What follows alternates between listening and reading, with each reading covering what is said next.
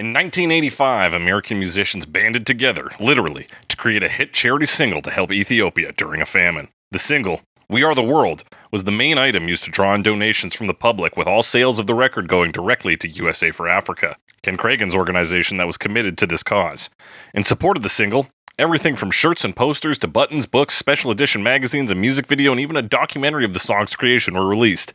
That documentary, We Are the World, Behind the Song, with a runtime of 35 minutes, consists predominantly of footage from the night the song was recorded, with minimal commentary given.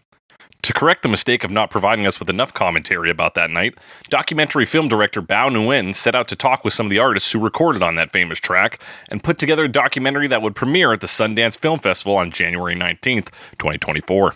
The release of this new documentary is fortuitous for us, as the 2024 film clocks in at 96 minutes, and that's much easier for to spin into an hour-long podcast episode.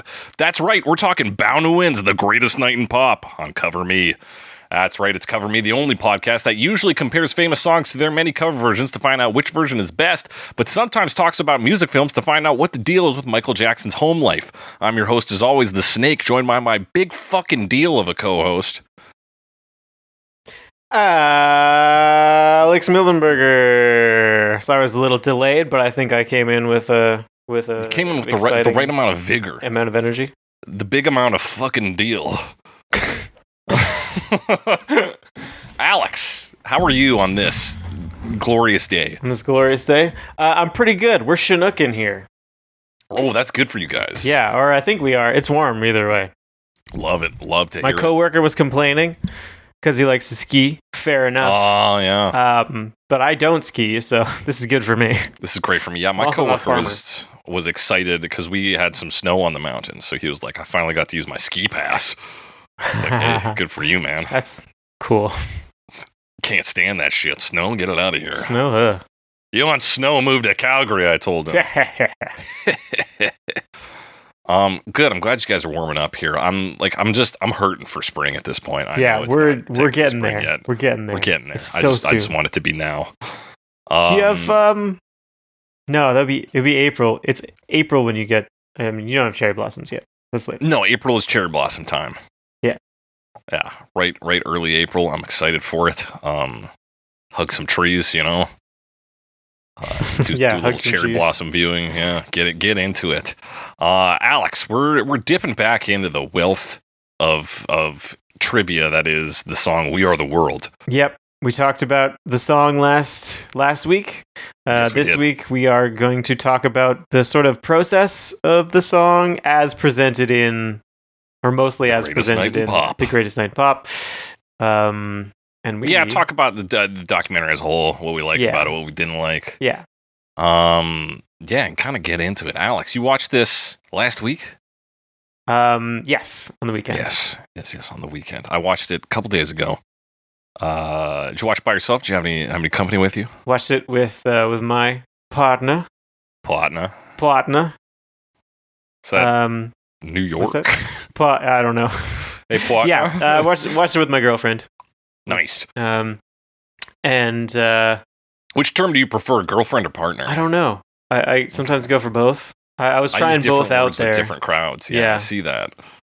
Just to see which one felt right, and they both sound. I mean, I say girlfriend more day to day. Okay. Yeah. Yeah.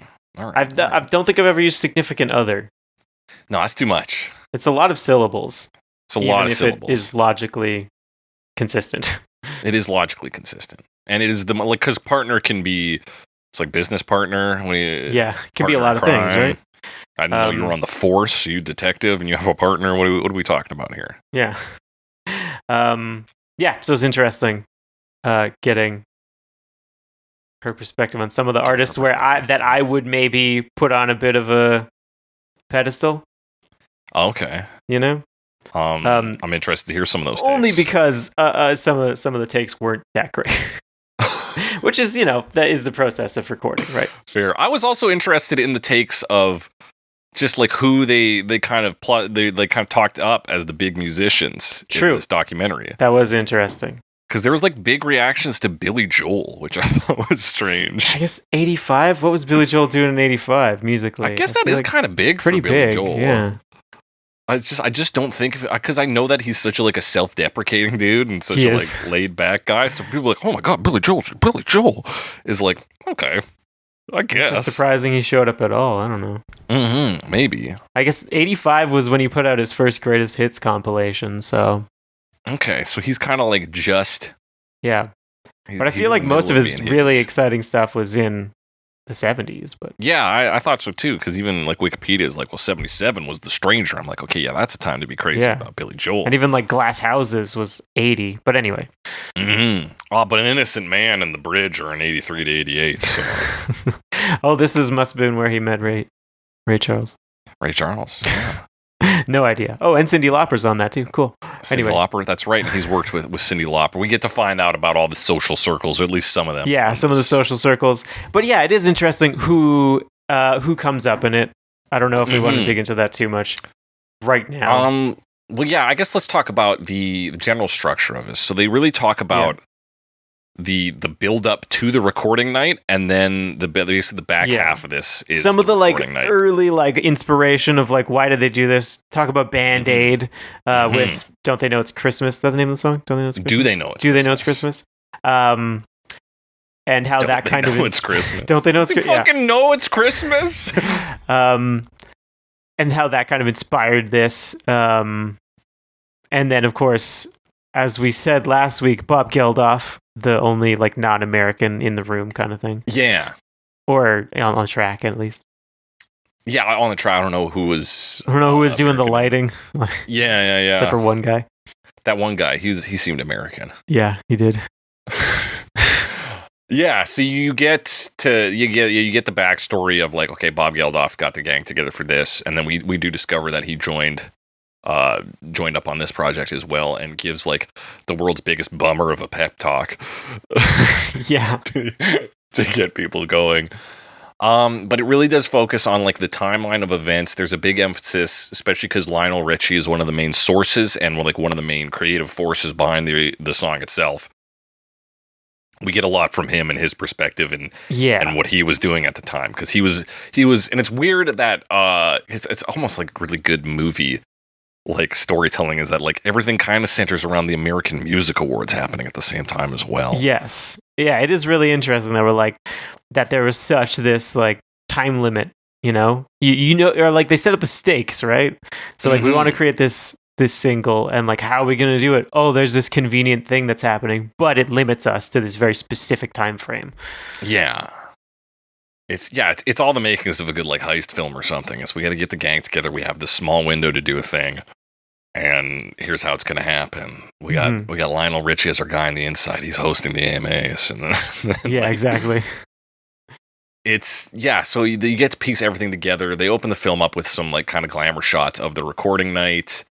And you get to see some of the artists talking together, and you see Bruce Springsteen talking to Michael Jackson, presumably about socks. They do have socks, let me tell you. No, they got socks in here. There's a lot of big hair. Cyndi Lauper is looking absolutely wild, as she does. She looks cool. I think it's cool. But it's the wildest look of the bunch there. Yeah, absolutely. Even at and 85. Big emphasis on Bruce Springsteen. Yeah, they seem to be really excited about getting him. He wasn't at the awards too, so he flew out for it. Yeah, because he wasn't going to attend, and his manager says oh, he never flies out the day after a concert. So I'll talk to him. He's like, I'll do some even in that opening montage, we get direct Bruce Springsteen concert footage. I guess they get a bit of footage of everybody else, but this documentary does a lot, and Bruce Springsteen is one of the talking heads we get. Yes. What a charmer. Yeah, Springsteen's in there, Kenny Loggins, Huey Lewis, obviously we already mentioned. Cyndi Lauper. Yeah, Cyndi Lauper. Lionel Richie, yeah. You of course get one of the cameramen from that night, one of the lighting engineers, a couple of people from Ken Cragen's company. Yeah. Those are the big ones, I think. Yeah, those you ones get some you get some voice I think from Quincy Jones at the time, 1985. He talks about it a bit. They talked to some other people, I believe Sheila E., Dionne Warwick. That's right, Sheila E., Dionne Warwick. I did say Warwick in the last episode. Yeah. I don't know. Warwick or Warwick. Diana Ross. I believe also does a thing. So yeah, it's very like they talk to some people, so it's interesting getting the stories. Yeah, I'm kind of interested in who they didn't talk to. One of them being Billy Joel. Yeah, one of them being Billy Joel. Well, I mean, he recently did an interview because he put a song out, Turn the Lights Back On, and he did an interview on Howard Stern. On Howard Stern. We had this conversation. We did have this conversation. That's the second time today I've forgotten Howard Stern's name. Luckily, I was on it. And he brings up this documentary, which Billy Joel was apparently not a part of, and he kind of tells some stories that actually get told in the in the documentary, which is kind of fun. It's kind of fun.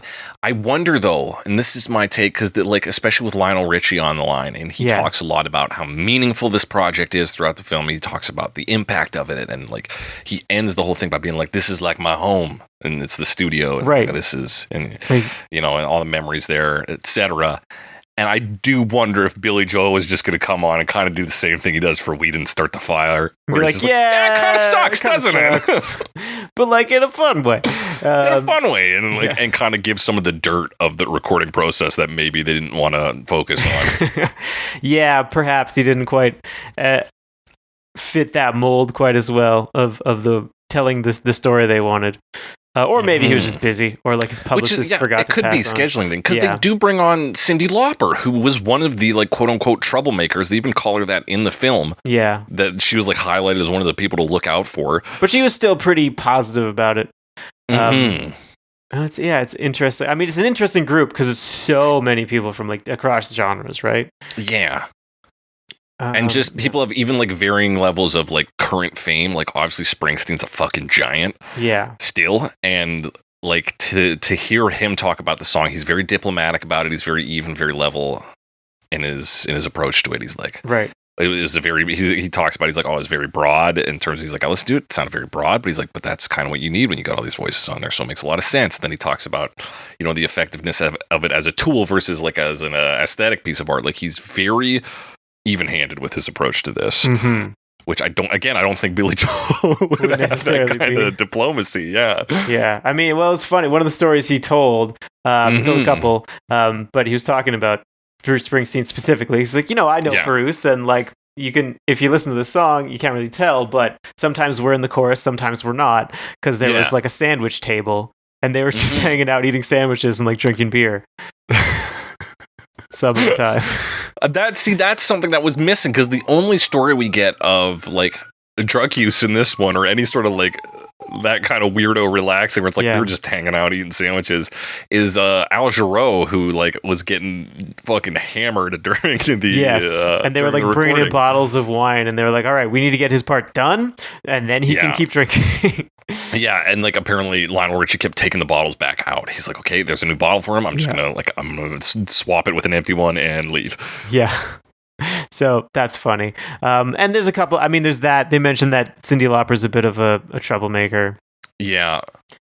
And supposedly she was maybe complaining a bit about the song itself. She is the one, we seem to have evidence that she was the one there who compared it to a Pepsi ad. Yeah. Which is an interesting thing. We talked about this during the song, but it does apparently have this Pepsi ad sound. Yeah. Pepsi ad sounded like that at the time. I don't know. I wasn't around. Well, yeah, and like we mentioned there, Michael Jackson and Lionel Richie, the two big creative forces behind it, are also involved with Pepsi. At the time. So there was even criticism at the time of like, hey, is this a Pepsi ad somehow? Weird. But that doesn't come up in the documentary. No, they don't. That is my one like kind of major critique, is they really do just focus on the positivity and the good vibes of this, which like I wasn't expecting it to be a slam piece by any means. Right. Like, this piece of shit, we are the world. Yeah. Also, yeah. No, I was just going to say, like, when you have all of these people together for one, like, legendary event, you do want as much, like, dirt and weird details as you can get. I mean, there's going to be stuff happening, you know, there's going to be, and a lot of perspectives on how it went. So talking to everybody, I'm sure, would be really interesting. Yeah. But I'm a little shocked this isn't a docu-series. Like, that's a point in its favor, that this is a 97-minute runtime, and you know enough about We Are the World. Love that. I also thought it was, interesting, again, in terms of how they were like framing it. At the end, they really seemed to imply like this is the thing that inspired a lot of other charitable things, even like Live Aid. Yeah. It seemed to have really brought forward. It, at least in their claim, to the world of performance of music. Yeah, this idea of charitable like songs, singles, charitable concerts, etc. Yeah. Which interesting. Although the whole beginning is how they were inspired by Band-Aid. Yeah. Although I think the assertion here is they were the ones who showed it could work. Right. I don't know how well Band-Aid actually worked in terms of raising money. £8 million, which is 32 million pounds in today's value, which is 41 million US dollars. Okay. I mean, that's something. That's something. For today, it's 160 million US that We Are the World did. So it certainly eclipses. Right. And part of that may be just the, like, maybe Do They Know It's Christmas is too novelty, like, because it also stacks being a Christmas song on that. Right. Right. So, like, you got to like divide it by 12. So smaller. Yeah. Or it's by 6. And there you go. That's like almost the amount. Yeah, it's like, if you kind of look at it, it's like, but it's like, if they had more, and maybe America is just a larger marketing monster. True. And like they had a ton of like American pop stars on this one, and that's kind of one of the big things. Yeah, and I think Ken Cragen is quoted as being like, we could dump all this money into Africa at once. Or maybe it's Bob Geldof who says that. He's like, but we really want to be long-term with this. They wanted long-term solutions to it. So they really set up an organization and do some work over there. Right. Yeah. But December 23rd, 1984 is kind of the start point they give for this, for the influence from Band-Aid, which would have been on the radio for about a month at this point. Okay. And then they said we should do something similar. Yeah. Harry Belafonte Jr., I think. Is he Junior? I don't recall now. I think they just call him Harry Belafonte. Yeah, I don't know why I thought. Anyway, typically, Harry Belafonte is involved as well with a lot with this. So there's a lot of like big names, and then they get Lionel Richie, and then they get Michael Jackson. And they then they're going to write it. Yeah, because he gets a meeting with Cragen, technically. Yeah, and they get the fucking A team together here. Interesting thing in their footage for Harry Belafonte, I didn't know this. Yes, that song. Like water something. Go like home. Banana song or whatever. Yeah, whatever it's called. That we first heard that on this podcast when the parody band Big Daddy did a cover of Once in a Lifetime. I'm pretty sure. Oh, they used that song structure, or at least something similar to it. Forgot about that. Yeah. So they get the team together. There's a news segment from 1984 that talks about like the overwhelming amount of information we receive, and so that Richie kind of uses that to talk about the reason for the song is like to kind of wake people up out of that and say, hey, you can do something. It's not just information to numb yourself to. It's we can take action, baby. And it's interesting to see because Harry Belafonte is like the old guard at this point as well. Yeah. He's much older than everybody else here. He's born in 27.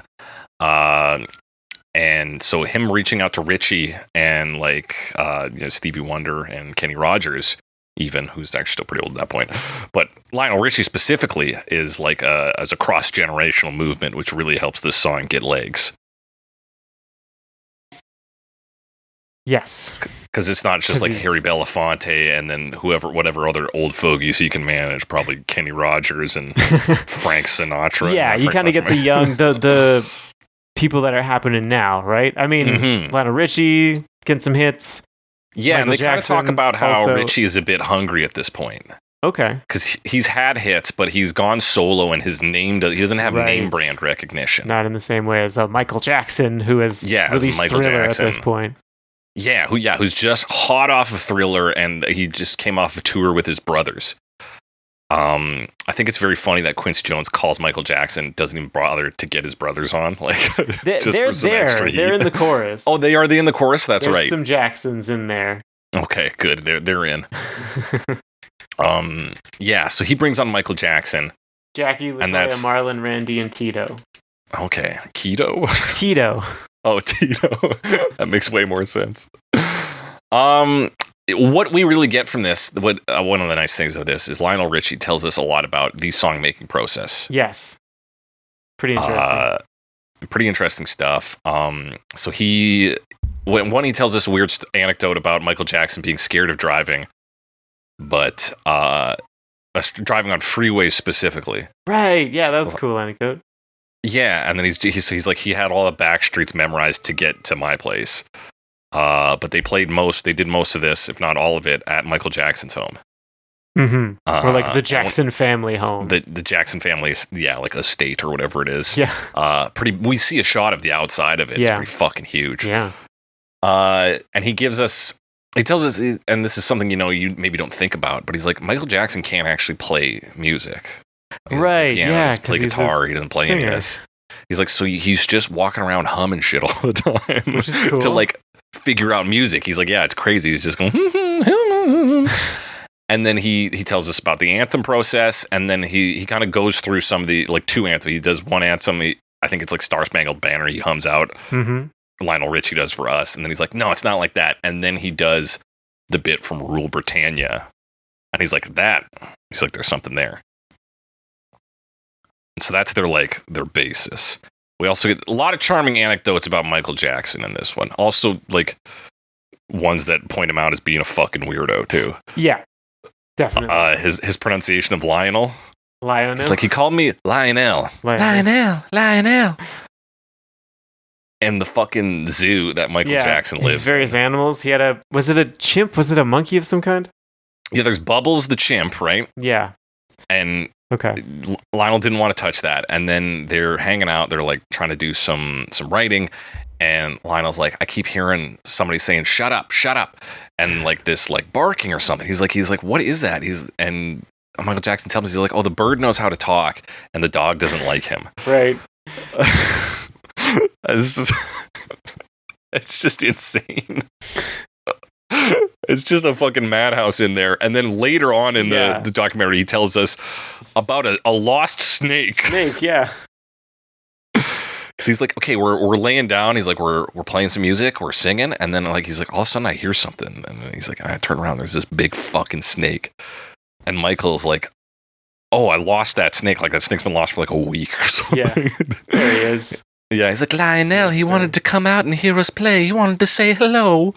And they found the snake, so cool. They found the snake, and it's quotes like that make me go like, holy fuck, like, Michael Jackson is a psychopath. Like, he's crazy. He was an odd dude. He is something else. But I do like this part of the document where we get like that look into the recording process, or the writing process, process. And Stevie Wonder's supposed to be involved. He's busy. Yeah. But he also kind of shows up and is like, all right, let's write. And they're like, we wrote it already, Steve. That's right. He comes in and they're like, well, we wrote it. He's like, I thought this was the writing session. They're like, no, we're laying down like the demo at this point. Yeah. It was interesting in this to hear that, like, they talk about the song. They're like, well, originally it was meant to be black artists supporting a black cause. Yes, that was interesting too. Yeah. And then they open it up to white artists because Ken Cragen was just like, I can get Kenny Rogers on this, like, no problem. He's like, that's a done deal. And they're like, sure, well, we'll do that. Like, all right, we'll go as many as we can. And there's a lot of names on this.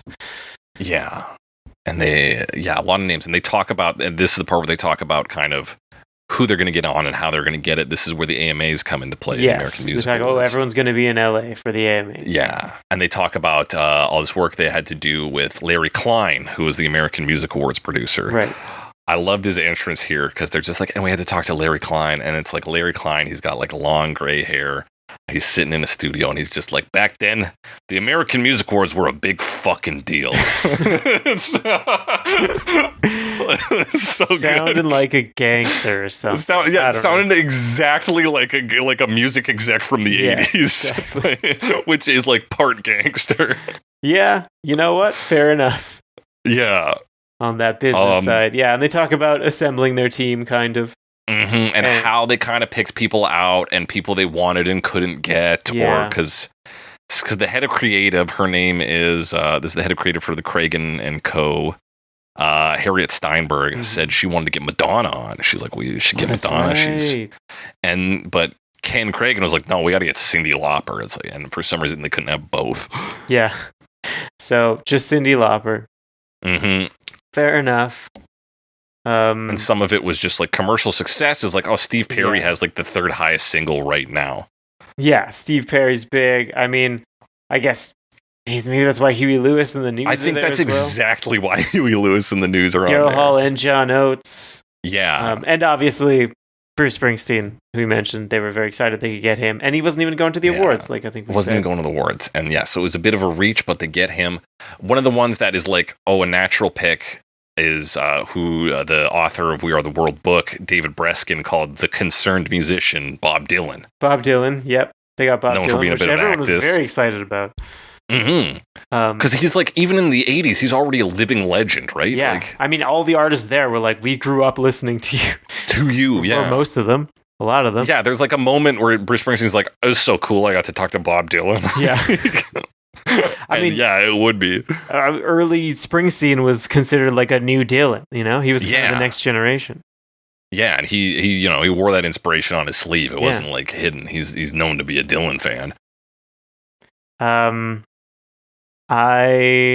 Who else was cool? David Byrne and Van Halen were both reached out to, but were both on tour. Oh yeah, people were busy. Lindsey Buckingham was there. Didn't even see him. Didn't even notice him. No, didn't see him. Didn't notice him anywhere. He's on the chorus. Yeah. Allegedly. But, yeah, he's present. There's also some shenanigans around. They wanted to get Prince on. That's right. There's a big focus on that in the documentary. Yeah. And that's where Sheila E. comes into play as well. Yeah, an artist that I was not familiar with. No, I definitely had to do a little Googling as the doc was going. Kind of a Prince protege. Yeah. Who was very successful in the mid-'80s. Mm-hmm. And you see some of her AMA performance, and it's pretty ripping. Pretty cool. Yeah, she got the fucking glowing drumsticks. Yeah, so like I'd be interested to check that out, but I haven't yet. Yeah, but yeah, she's definitely cool. And her story we kind of find is she's like, I think that at a point they were keeping me in the studio just to have a shot at getting Prince over, because Prince was kind of had a crush on her at the time. And he was being Prince. He was being fucking difficult. Yeah. Kind of toying with the idea of being there. Yeah, because, I mean, he's difficult, obviously. It kind of seems like maybe he also doesn't want to be in this room full of people. Because he offers at one point to do a guitar solo, but he says he wants to be in a different room. And they say, like, you can do that, but, like, you got to be in, there's only one room. Yeah, they're like, we only have the one space. Yeah, and he never shows up.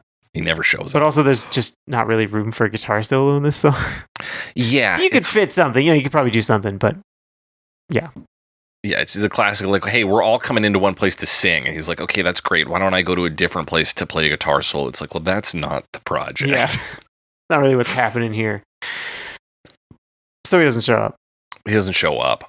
We get, during this, like, rallying the troops kind of sequence in the movie, we get Kenny Loggins for his first, like, Talking Heads. Yep.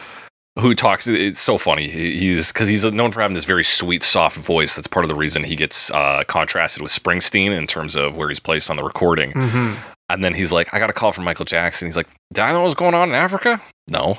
It's like, but I knew Michael Jackson was on this, and I knew that was going to be a hit. So he's purely on there for his own reasons. Oh my gosh. Steve Porcaro was on this. Oh my God, of Toto? I think so. Yeah, the Porcaro brothers are Toto guys. Anyway, just thought I'd point that out.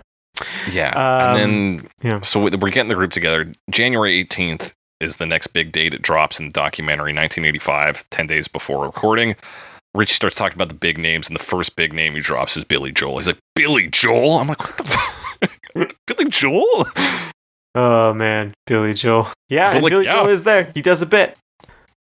He talked about it years later. Talked about it years later.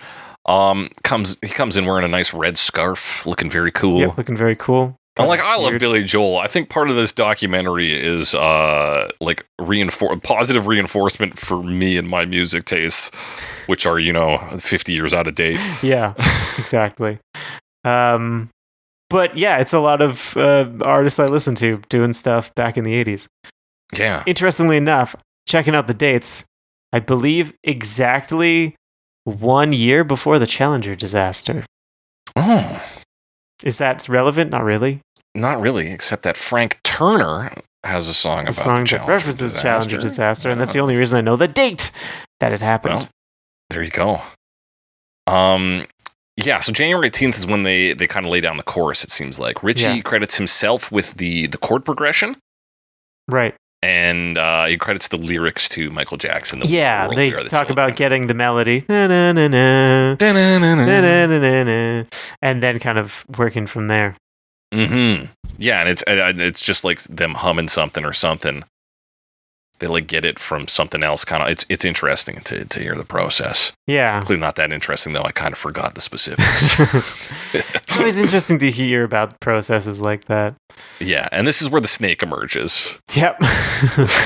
But that's also kind of like the last thing they talk about doing at the Jackson house. Yeah, because after this point, it's laying down a demo and picking out a venue for the recording. Yeah. Which is what happens on January 19th. What I love about this next segment is they just show a meeting and there's just an overhead projector and a picture of Bruce Springsteen on it. Yeah. He's important. It's He's important. You know how much like money they had to put into getting that like printout of Bruce Springsteen for an overhead projector and an overhead projector. Well, there's probably one in the storage room somewhere. Probably, yeah, they probably had one kicking around there.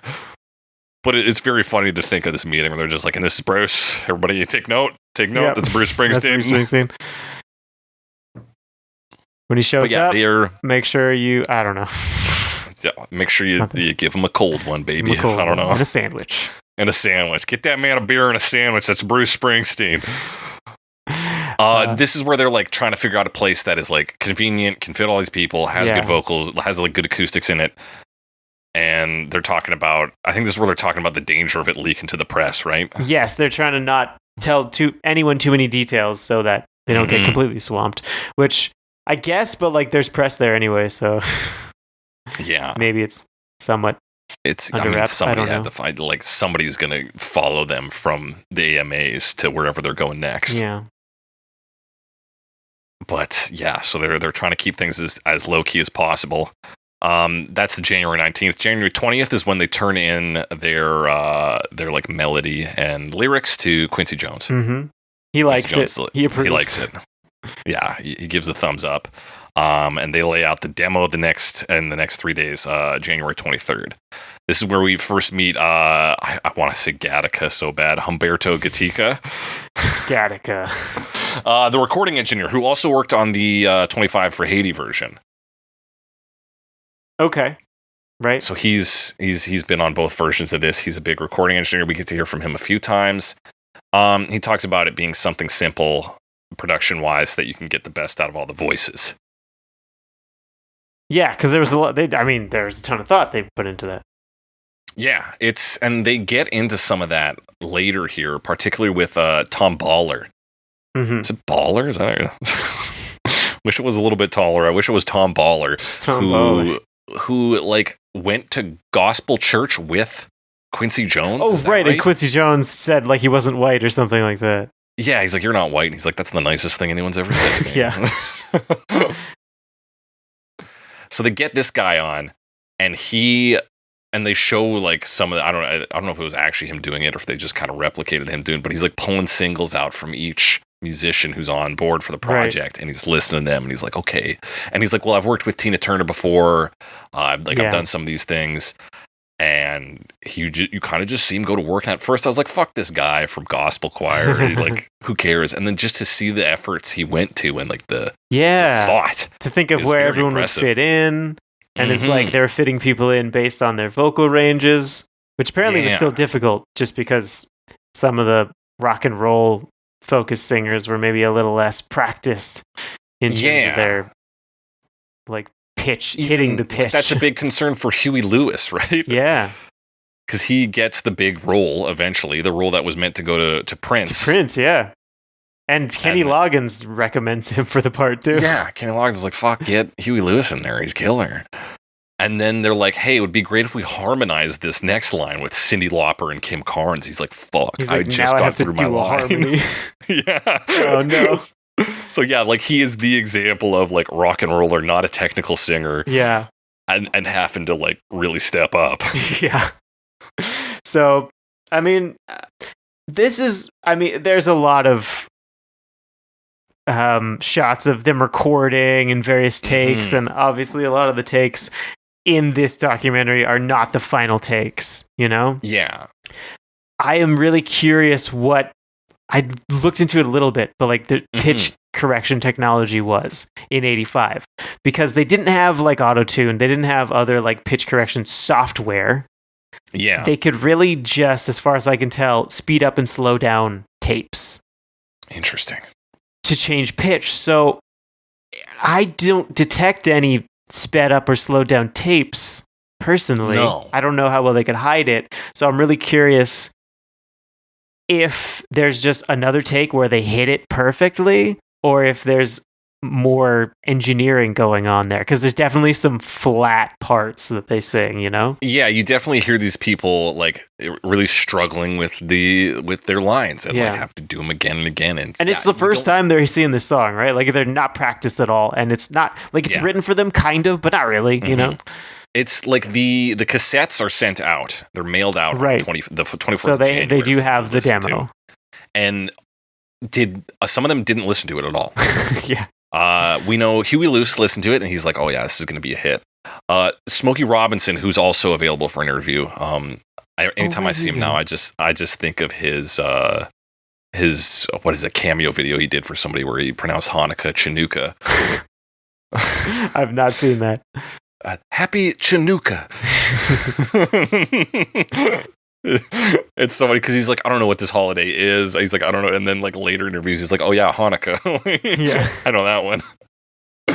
But yeah, he's in this like very briefly a couple times. They don't really get much out of Smokey. No. He was like, I'm in on this because Lionel's in on this. So he kind of had the Loggins approach where he was like, right, listen. He's like, Lionel's my guy. We got a hit maker or a friend or whatever. So like, of course I'm going to do it. Of course I'm going to do it. Loggins listened a couple times and liked the chorus. Springsteen felt it was very broad, but knew that was what it had to be. Yeah, I like Loggins' talking heads on this a lot. He's fun. Funny, I think. He's a fun guy. Like, especially to be a guy, because he was quite successful in the 80s, and he's still known, but not as... I've seen him on, like, what is it? Hanging with Daryl or what, like with Daryl Hall. Daryl's House? Yeah, Daryl's House stuff. So you've seen him on that. So like he's still kind of doing stuff, but not as active, you know? Yeah. He's like, there's not huge demand for Kenny Loggins tour. So he's able to be like, yeah, I did a thing, and now I kind of don't have to worry about it too much, but you can still go on a Thundercat track or whatever. Exactly. So you get a bit of frankness from him without anything like too rough. Yeah. He's fun. I like him on this. So then they hire Tom Baller, then they start laying out where people are going to like literally stand as well. Yes, so that they don't accidentally put two people together who have a feud or something. They didn't have an example, I don't think, but there's obviously a lot of personalities. Yeah, big personalities. The two they list out as troublemakers are Cyndi Lauper and Stevie Wonder. Stevie Wonder just because he's got like kind of, I don't know, like we talked about him as being childish, but he does seem like he just goofs around a lot. Yeah, he does a lot of joke bits, and like somebody was even like, I think he fucked up his first take on purpose. Yeah, right. And it's like, and he managed to be, I can't remember who says it. It might have been, I can't remember who said it, but they're like, and he manages to be charming in the way that only like Stevie Wonder can. And I'm like, Lionel Richie talking about him? I don't know. Might have been. I don't remember. Because like, anybody, like if I pulled that move off, people were like, guys, just a reminder, this is serious. We're trying to get this done as quick as possible. Yeah, exactly. Like I would have been like, but yeah, like Stevie Wonder's able to fuck around and nobody's mad at him for some reason. But yeah, because I don't know, he's so personable and charismatic. I know. Just watching him, and he like kind of bobs around, you know? Yeah. Like, how do you get mad at that? He's smiling. Exactly. He's smiling all the time. He's got big sunglasses on, fun hair. Yeah. And yeah, like he like very clearly wants to be there and wants to be in the mix. Yeah, he's just also like, fucking around a bit. Yeah. And like Cyndi Lauper is the opposite side of that spectrum where she's like not even sure she wants to be there. Yeah. She gets the cassette, her boyfriend listens to it and is like, this is a piece of shit. And she's like, oh no, I shouldn't be on this. She like tells Lionel that at the AMAs. Yeah. And he's like, listen, I'm not going to force you to do anything. He's like, but make the right decision. This is this is important. Yeah. But yeah, so those are your two like labeled troublemakers, and they both do cause trouble in their own special styles. Yeah, it's interesting, and also interesting that, I mean, she was interviewed as well. And looking back, yeah, it's interesting. That's a little more mellow. I would have loved to again like get more of. Yeah, like what did she like think of it? Because Springsteen talks about that, but I don't think she does. Mm-hmm. Yeah, exactly. It's Springsteen like lightly touches on it. He's like, there's maybe some talk that some people didn't like it, but yeah. But like it worked, and he kind of implies that he doesn't love the song either, right? But doesn't say that because, you know. Exactly, because he's a diplomat. He's like, listen, is it the most aesthetic piece of work or whatever? He's like, no, but it raised a lot of money. It did exactly what it was supposed to do. He's like, it's broad because it has to be. He's like, yeah, I was fine with the project the whole way through. Yeah.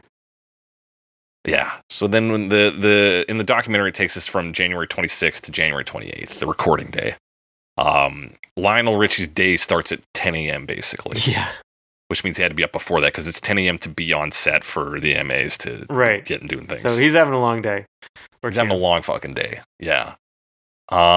This is where we're introduced to Bob Dickinson, lighting engineer. And then they talk about everybody. Like there's some like, oh no, there's bad weather in Jersey or like on the East Coast of the U.S. Is Springsteen going to be able to make it? Not going to make it. Dionne Warwick was in Vegas. They had to get her there. And this seems to be where Sheila E. is recruited, is at the AMAs. Oh, yeah. If I'm interpreting the documentary right, because she's where like, she comes into the story for sure. Yeah, she's like, Richie came up to you. He was like, yo, we're doing this fucking big thing. You should come do it. And so then she's on board, which lends to the idea that she was brought on as Prince bait. Just as Prince bait, yeah. And I mean, it's pretty explicit later on, where she's like, don't I get a solo? And they're like, no. They're like, no, we wanted the chorus. We wanted Prince, not you. Yeah. Although she does perform at the AMAs, and I think even maybe wins something. She was definitely nominated. Yeah, she's definitely nominated. And she knocks out a performance. It's funny to hear her talk about that. She's like, I made the mistake of looking in the first row. She's like, it's all fucking celebrities. Yeah. Massive celebrities right at the front. Yeah, very interesting. Isn't it also interesting that Lionel Richie's hosting and also like won a bunch of the awards? Yeah, he cleans up. Yeah, and he keeps living like, I guess I'll come back out now because I'm still hosting. They got him saying like, I forgot I'm at work right now. Yeah. Yeah, it's nuts. So you get to see a bit of the AMA drama. Who's going to win the category of Best Black Single? Is it going to be Prince or MJ? Right. It's Prince. And we get, this is at this point, 8 p.m., Michael Jackson is in the studio recording by himself. Right. He's doing his. Was he originally not going to be on the track or something? Is there a story like that? Yeah, there is a story about that. He didn't want to be on it because he didn't want to like. There was some like noble reason, like, oh, I don't want to draw attention to myself or something like that. But then they get him on, I think, because Richie seems to be like really just like dogmatic about this. Where it's like, it's for the people, and you're gonna like, if you're on there, what are they gonna name it? Dan Aykroyd bread? Come on, get on here. Come on. Dan Aykroyd bread, and so he's mostly on the chorus, but also has a little solo in the bridge. Yeah, and he gets that chorus like solo for the most part. Yeah, he, like shares it with it's Diana Ross. But it goes him, Diana Ross, then the two of them together. Yes, so. And like, I mean, that's what gets used much later in the Haiti version from 2010. Mm-hmm. That's right. They still use that chorus, so does a pretty good job. Yeah. So yeah, you get him in the studio, and it's he's a chilling man to look at because he is like very skilled. Like you hear him lay down his tracks. He has that freaky high voice that comes out of him. He does. He sings quite high. Soft. Yeah. And I mean, you also like he's dressed up, right? Mm-hmm. Like, he's got his band leader outfit. Yeah, on. He's like short. I don't even know what you call that, like tailcoat, I guess. But it's like a tailcoat with like gold sequins and like he's got the gloves and everything and like his sunglasses on.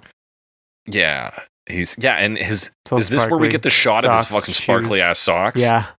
This is another thing I wanted them to talk about. It's a fact I found online, but there's a quote from Michael Jackson where he's like, they're going to know me by my socks. He's like, you wouldn't recognize Bruce Springsteen by his socks. Ironically, he was recognizable for his glove, not his socks. Not his socks. Ultimately, but he tried. Both sparkly, though, so fair enough. But he is right, because when you watch the music video for We Are the World, you see the socks first. Yes. And then it's like, oh, yeah, that's Michael Jackson.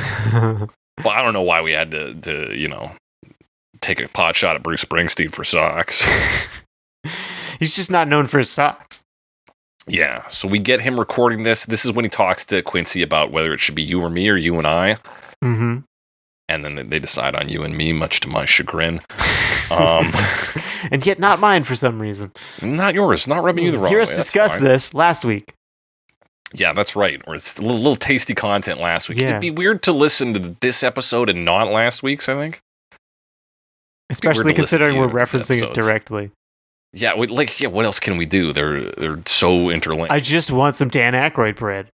Listen, I'm hungry, and the only cure is more Dan Aykroyd bread.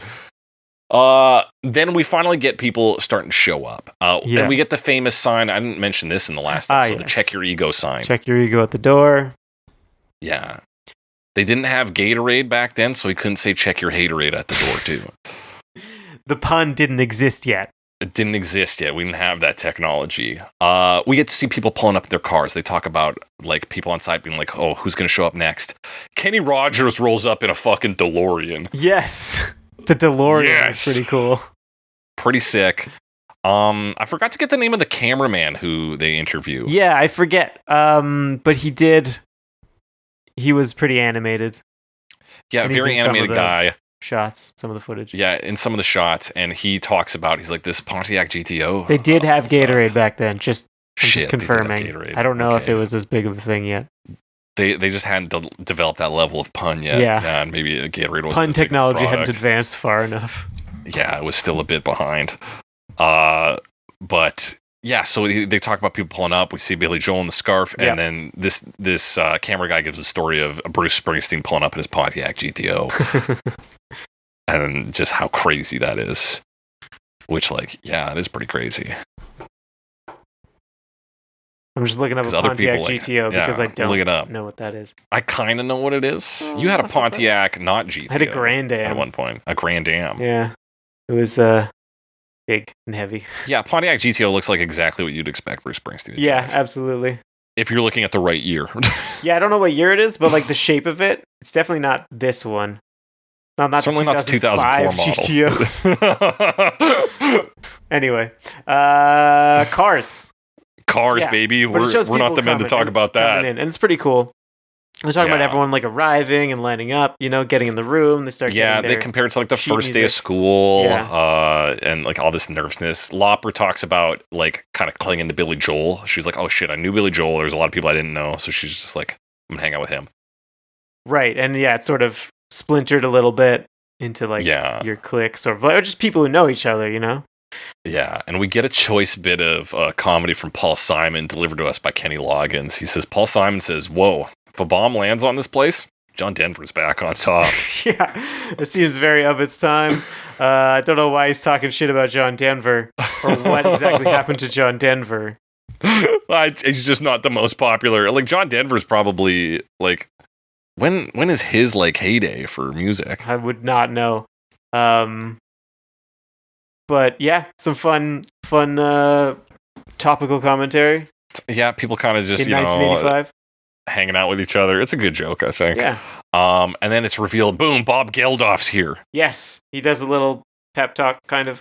He does it. Yeah, it starts as a pep talk. It's so funny because first there's this thing about a piece of 7-inch plastic with a hole in it that I don't understand. Well, that's a single record. Oh! Yeah. That's a 45. I was like, what the fuck is he talking about? Or maybe I think it's a side. I thought I think you're right with a hole punched in it. Yeah. Yeah, 7. Yeah. That makes a lot more sense. I was talking about credit cards. And And that's why I'm talking, because he's kind of talking to people about this, and it's so funny. He's like, I just want to tell you guys like what it's all about, and then he uses that quote. I brought it up in the intro for last week's episode, but he's like, there's 25 bags of flour, 15 bags of flour for 27,500 people. He's like, it's insane out there. And then at the end of it, he says, I don't want to bring anyone down. Like, maybe should have thought of that before. But people said that was kind of a moving thing, because it did put a bit of weight, and it's like, well, you're not just here to hang out with Bob Dylan. Right.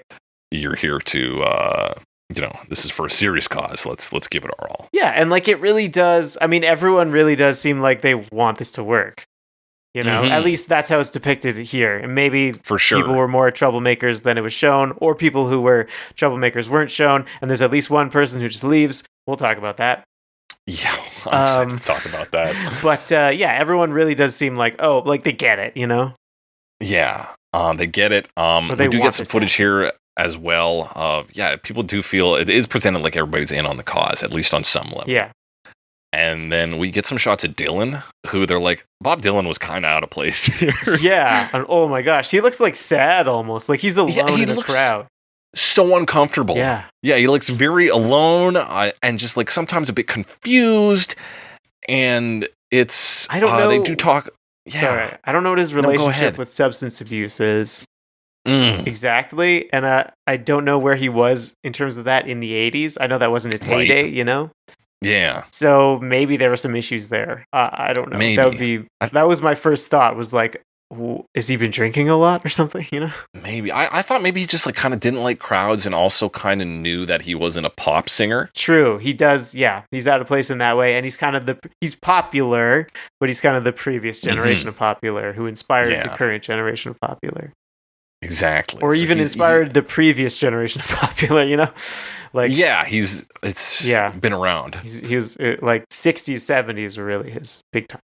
Yeah, and we do get some good content later with when he's recording his parts.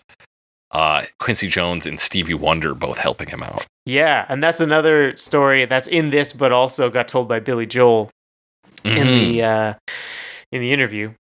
And he talks about how Stevie Wonder was showing Bob Dylan how to sing the song like Bob Dylan, like he was imitating Bob Dylan. Yeah. So part of the reason why this is like such a Bob Dylan thing is like it's Bob Dylan imitating Stevie Wonder imitating Bob Dylan. Yeah, it's so, and everybody talks about that in the doc too. They're like, the crazy thing about Stevie Wonder is he can impersonate anybody. Yeah, I'm like, that's not cool. A thing I would expect to be true about Stevie Wonder, but incredible. And they talk about Quincy Jones also just being like such a strong producer and being able to kind of like identify Dylan's discomfort and be like, okay, hey, so what you're kind of doing is this. And like, here's how you can do it. And then they do the acoustic, like on the piano version with Stevie Wonder. Ray Charles does his own gospel bits, as it turns out, in between takes, which is very cool. But yeah, Stevie Wonder kind of like gets everybody together to help Dylan out, and it's such a sweet moment in this. Yeah, especially considering everyone here like looks up to Bob Dylan. Yeah. And it's not like he's old or infirmed in this, but he just like feels so uncomfortable and. You feel, at least I felt a relief when everybody started helping. I was like, thank God. Yeah, it was a very nice moment. Very like kind thing.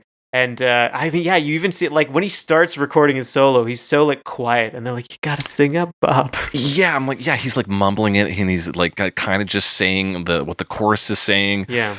It's one of the more like human moments that they really highlighted in this film that I enjoyed.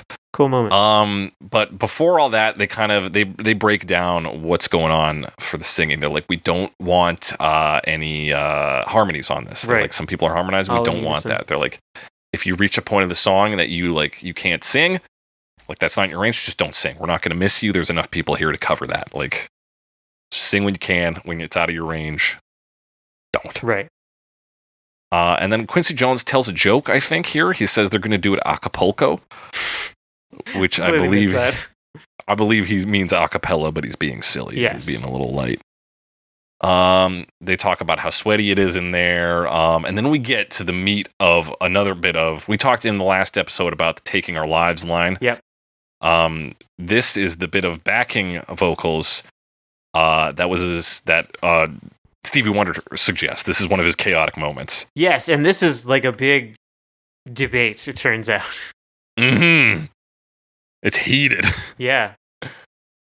Big story. I mean, and it's sort of two things, right? So the original had some like shala and something like that, like just it's Shala Shalinge, which they do later suggest in this recording as well, and then that gets overturned. Yeah, which doesn't. Yeah, someone suggests it. Yeah, I thought that was Michael Jackson's idea. Yes. And it doesn't end up making it into the single, but like that was kind of the original idea. And then Stevie Wonder sort of hijacks that and says like, "Oh, what if we do this other line in Swahili?" Mm-hmm. And it turns into a whole debate. Apparently, it was a pretty big debate at the time. Pretty big, because he's like, "Here's the line," and then they're like, "Okay," and Cyndi Lauper's like, "What language is that?" Yeah. And he's like, "It's Swahili," and she's like, "Okay," and like they try recording it. It's not going. People are just like, the pronunciation is a little too tough for people, and then somebody, I don't know who's saying it, but someone's like, "Stevie, they don't speak Swahili in Ethiopia." Yeah, because that's where most of this is going to. I forget who said that, but it was like a pretty big debate, and like they were recording it and eventually decided like not to. But there's a moment in there. This is like. This is where Waylon Jennings comes into the picture. Yes. Because he's been in the chorus, and it doesn't show too much of him in the documentary, other than he says, like, you hear him say, like, "No good old boy ever sang in Swahili," or something like that. Yeah, that's the quote. "No good old boy sings in Swahili." Which is like, does he say that, or does someone quote him saying that? Somebody quotes him saying that. That's the cameraman who quotes him saying that. Yeah, which is like, damn, Waylon. And like you see him leave. It's because the tone the cameraman gives to it made it sound, because that was a quote I read while doing the research just for the song. Like it came up just in reading, and that made it sound super racist. And then when you hear it delivered by the cameraman, it makes it just sound more like he's like a little flustered and out of his element. Yeah, maybe. Like he's like, "Fuck, I don't know, I'm a country boy, like I don't know how to swing Swahili." Maybe that's it. Maybe he's like, "I'm not sophisticated enough for this." But the other side of it is that country boys pretty often racist. Well, no, good old boy specifically refers to like a Southern gentleman, which is like not the best in this context. Yeah, it's not great in this context. Yeah, Southern gentlemen known for being champions of racial equality. Yeah, and Waylon Jennings was part of the, as I understand, was a bit lost cause-y just because that was the environment he grew up in. And there were a lot of country artists at the time were, Yeah. It's so, is it, I'm like giving him a little benefit of the doubt. I'm imagining it probably is a racist statement that he's like, "I'm not going to sing in Swahili." Yeah, it doesn't look great for him. There's some evidence that he did actually come back after they didn't decide it. And like there were other people who said, "No, we shouldn't do this," obviously, because they never didn't do it. So he wasn't the only one to object to this.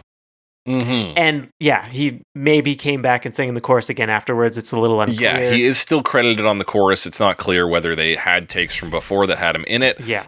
If he came back, or if they just didn't know if the takes they were using had him in it. Yeah. So whatever. Not sure. Yeah, so like Stevie Wonder brings this up.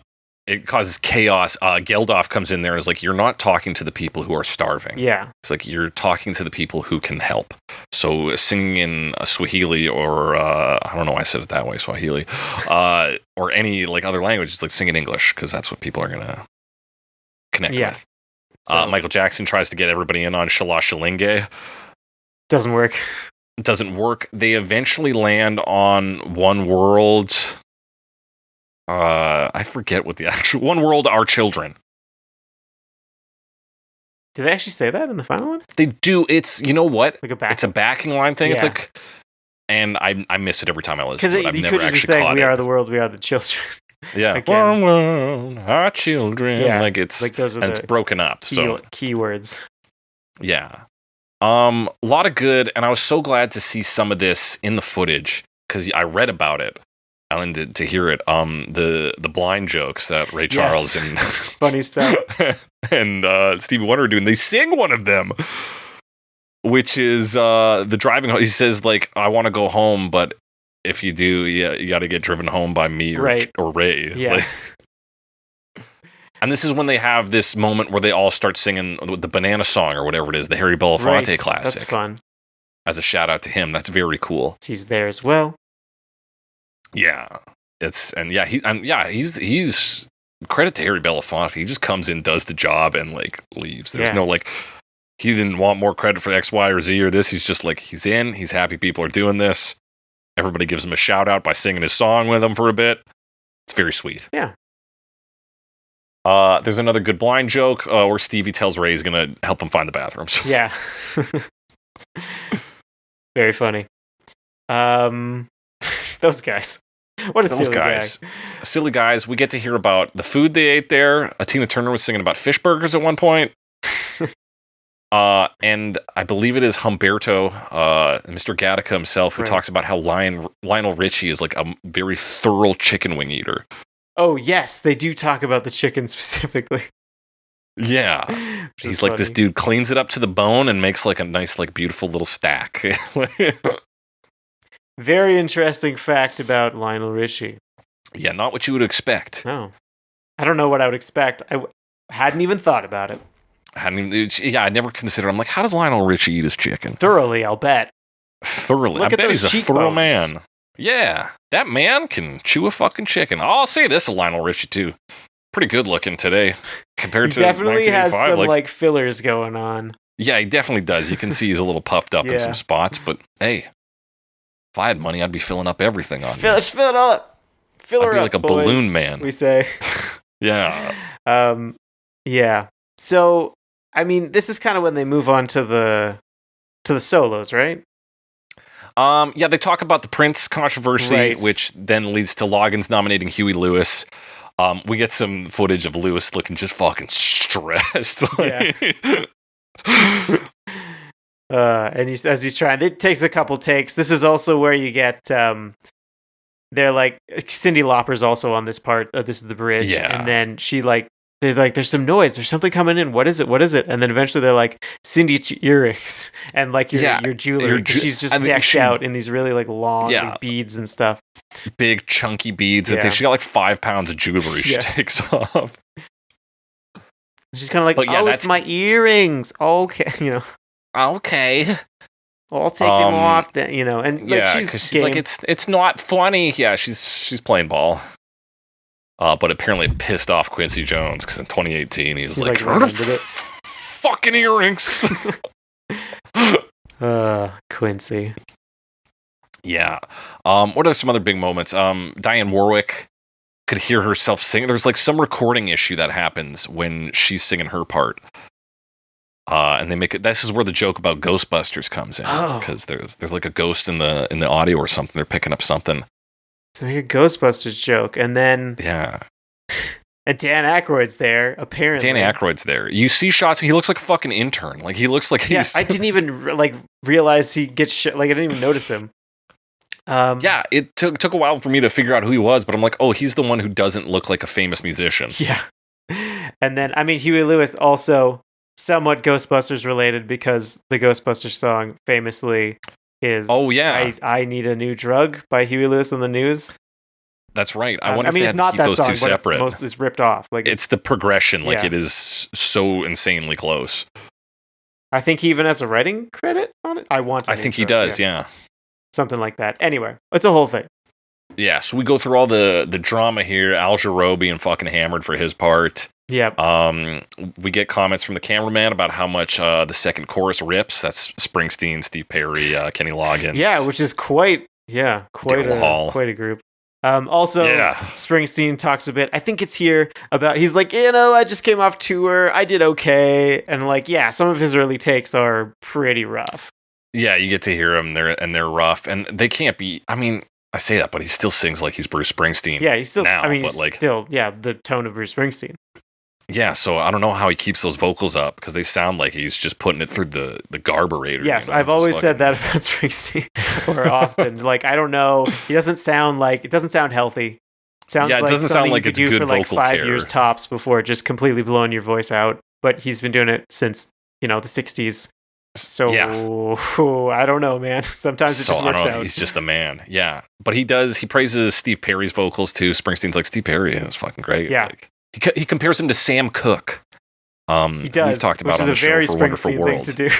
Yeah, that's he's like Sam Cooke. It's like, yeah. Yeah. What other ones? And then we move into the fills from Bob Dylan and Bruce Springsteen. There's again a lot of sweet moments from Dylan. He finally he lands it, and then he takes off the headphones. He's like, that wasn't any good, but he's also got this big grin on his face. Yeah. And they're like, no, it was great. You did awesome. And then we get into the Springsteen ones, and I mean, you said maybe these ones are flat, but just hearing Springsteen, no production around him, no instruments, it fucking I was getting goosebumps, man. Yeah, I love his voice, man. I love his voice. I was just like, holy shit, this is the coolest thing. Laying it down, yeah. I mean, there's a lot of that. Laying it down, man. A lot of that. Very cool moments. The cameraman has a funny moment here. He talks about how he was writing up an invoice. Oh yeah. And they're like, dude, it's volunteer work. This is for charity. Yes, that was funny because they do early on talk about how they got people to agree to volunteer, but it seems like maybe not everyone got the memo.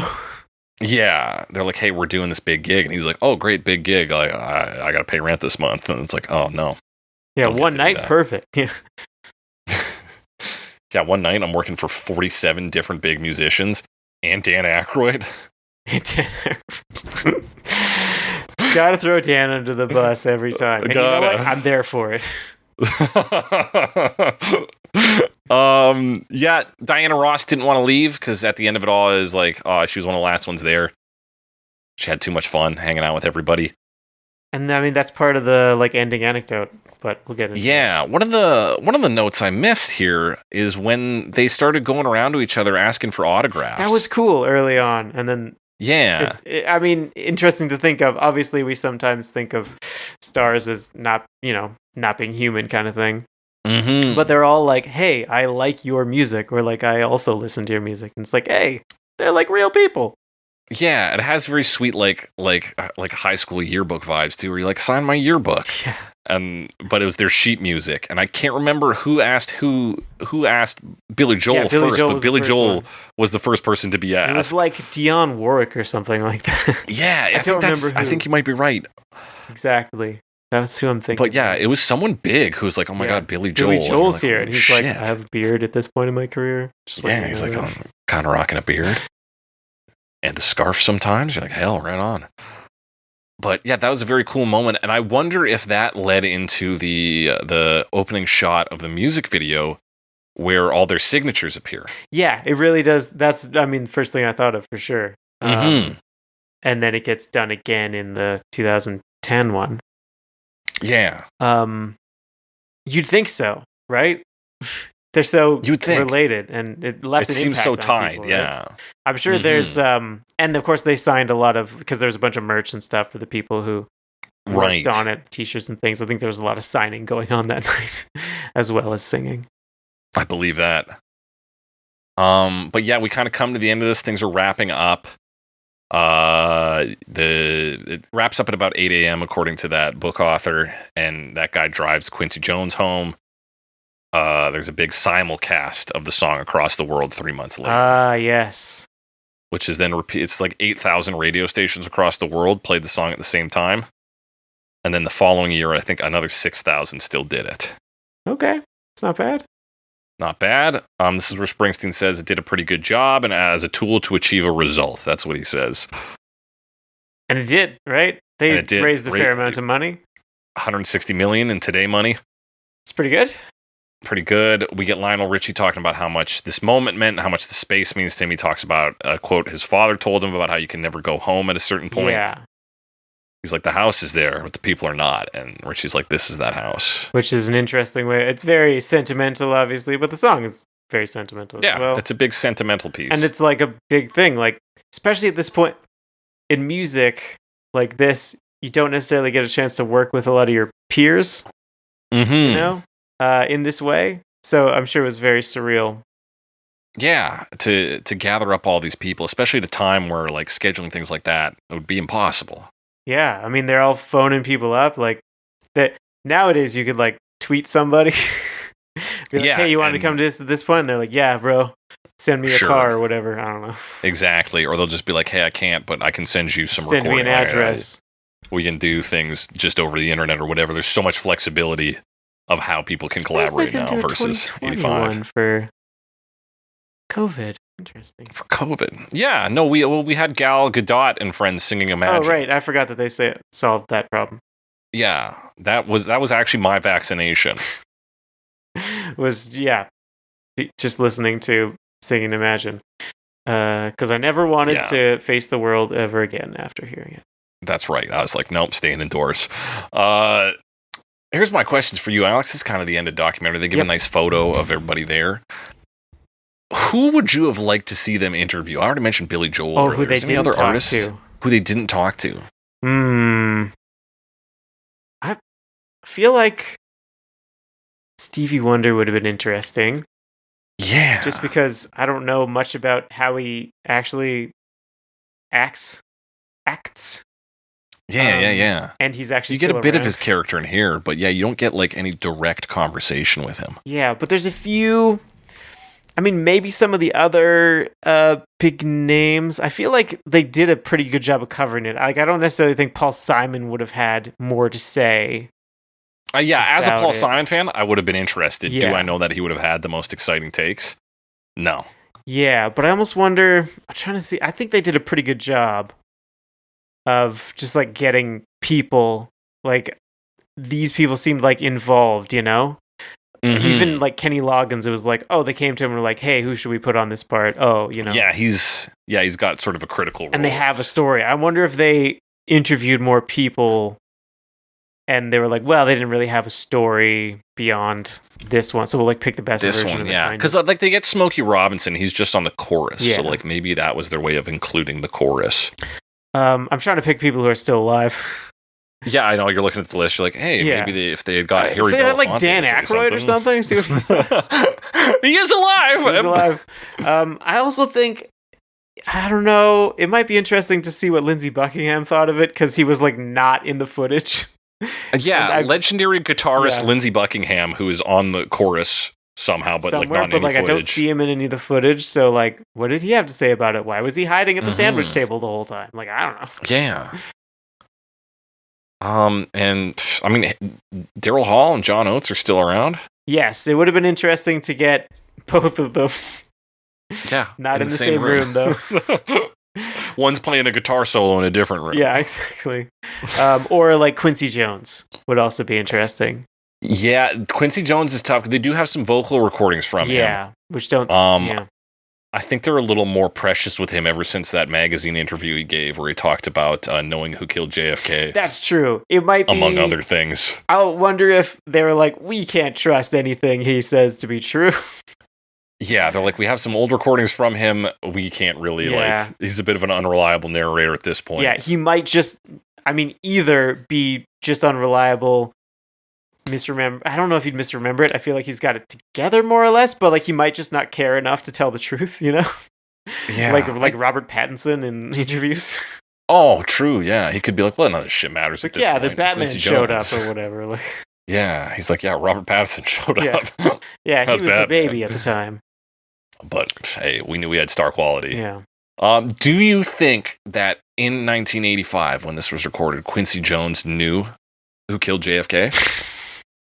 I think he's known since it happened. Yeah. Since it happened. Not necessarily because it was him, but I'm not saying it wasn't. Okay, all right, yeah. That's. Hey, folks, think about it.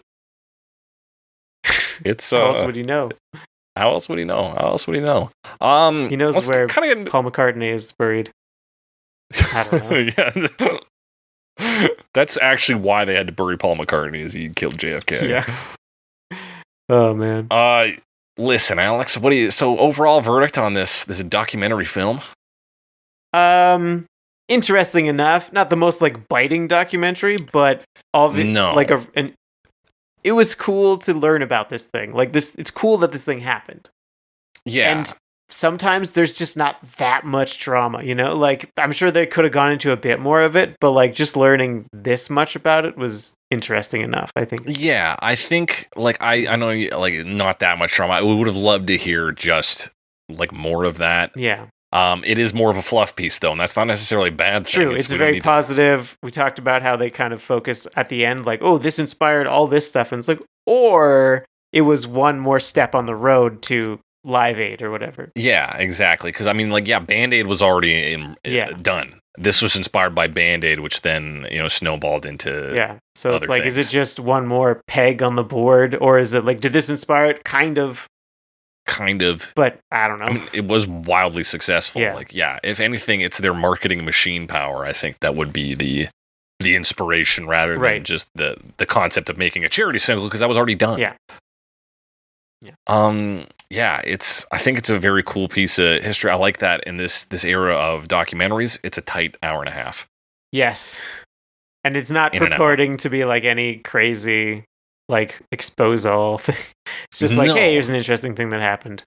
Yeah, and I love the details of the songwriting process with Michael Jackson. Yeah. And the zoo he lives in. His zoo. I like what we see of Bob Dylan. It's kind of interesting how they show us the slices of different like people at that time. Like Bob Dylan was like 20 years past him exploding, and like he's kind of a stranger in a strange land at this point. He's a man out of time. Yeah, very interesting. Yeah, it's I mean, you get Bruce Springsteen talking about it. How could you not like that? Yeah, Springsteen's on it. How can I complain? Springsteen's on it. How can I complain? It's like, compared to the other documentary we talked about, Moon Age Daydream, I think that one was a more compelling and more visually interesting documentary. Visually and sonically. Yeah, but also less of a standard documentary, right? A lot of it you have to suss out yourself through and interpret, because a lot of it is just the words of David Bowie. At the time, we're talking about a thing. So it's like you have to, or at least I certainly did, and you did because we talked about it afterwards, like put it together based on prior knowledge. Yeah, and when we talked with a friend of the podcast and guest for that episode, Ronald Chang, and just to see where he was like, I didn't understand that part, like, or I didn't get that bit of information from that because I didn't know. Oh, we read this biography, so like it made more sense. Yeah. So this is more like, here's a bunch of information. Maybe you get a little more if you know more about the artists, because you know how they, like, who knows each other and who's worked or whatever, or stories. Yeah. But it's all there. Yeah, but watching this, I do feel you can confidently talk to somebody about the making of We Are the World. Because it gives you all the facts you need. It gives you some bonus facts in there. So yeah, I guess like in that sense, it succeeds in its goal. And I enjoyed it as a watch. I think talking about it, maybe just because I get to talk about something I watched and that's enjoyable, makes it nicer for me. Because after I had finished it, I was like, that's all right. Like, gave me some information. There's a couple little highlights, but talking about it now, I'm like, okay, I did really enjoy like certain Huey Lewis is a charmer in this too. Yeah. He comes off like a lot of the talking heads they get are very charming. You're working with celebrities, right? So it's, how can you not be charmed? These people are known for presenting themselves. They're charismatic. That's why they did what they did. Yeah, were able to do it. And hey, folks, if you don't want to watch it, you've basically gotten the highlights in slightly less time. Yeah. than it would take you to watch the film. Another thing, so we didn't talk about this much. I just want to briefly mention it. This was put out on an album. There was a single version, but there was an album as well. That's right. Prince gave a song to that, so he was still involved, even though he wasn't on this track. And it's a very Prince-titled song, isn't it? The number 4, The Tears in Your Eyes. Yes. There's a bunch of stuff on here. I won't go too much into it. There's a few live tracks, and notably, Springsteen live track, Bruce Springsteen and the E Street Band performing the song Trapped, which I just wanted to mention because we saw that just about 1 year ago. Just about a little over a year ago. Late February of last year, 2023. In Seattle at the Climate Change Arena. Climate Pledge Arena. So that's cool. We saw that song live. Yeah, seen it. Just like on the album here. Just like on the album here, baby. That does it for our conversation on The Greatest Night in Pop. Yeah. If you guys want to talk to us about the film, or the song itself, what you thought about it, hit us up on the app formerly known as Twitter with your opinions. That's #CoverMePod, @SnakeyMe, @SomeAlexWiseGuy. You talk to us there. You can also email us, covermepod@gmail.com. Talk to us there. Send us your comments, questions, concerns, suggestions for future episodes. Follow us on the apps. We're on the apps there. We're Pocket Cast, Podurama, Podbean, YouTube Music, Apple Podcasts, Amazon Podcasts. We're even kind of on Spotify, if you can believe it. Wow. Tell your friends, family, neighbors, and loved ones about us. What you can really do this week is put together a short doc about listening to Cover Me to really sell it to your loved ones. Just kind of like get the word out, and then it'll answer all their questions. They'll be like, "Why do you like this podcast?" And then it'll cut to a talking head of you explaining it. And then they'll be like, "Why did you decide to do a documentary about it?" And then it'll be like audio from this, and it'll explain everything. You'll like, "Oh, wow." Be informative, insightful, and definitely worth the time it'll take to make it.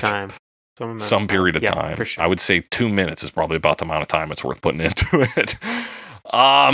That does it for today's episode of Cover Me. And as we always say on Cover Me, if a bomb lands on this place, Cover Me is back on top.